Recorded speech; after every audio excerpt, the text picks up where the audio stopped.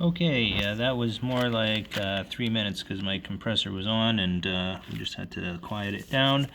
But essentially on the first pass we're looking pretty good in there, really good. But we still have some carbon on the back of the valves. Sometimes a pick and picking that stuff off is exactly what you need to do. Not all the time will it come out with a quick pass. You want to assess the amount of walnut shells you're using.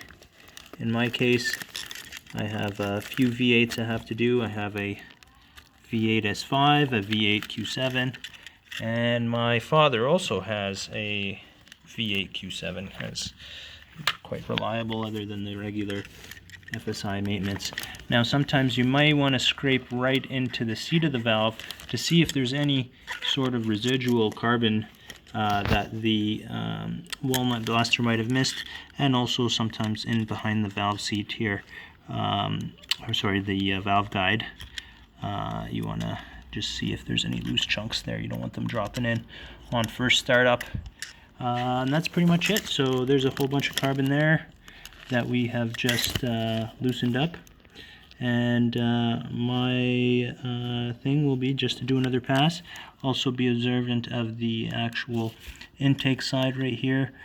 Sometimes that needs to be done over. As you can see, it's all just loose and waiting for it to fall into the engine. We'll do another few passes and see how it goes, and we'll go from there.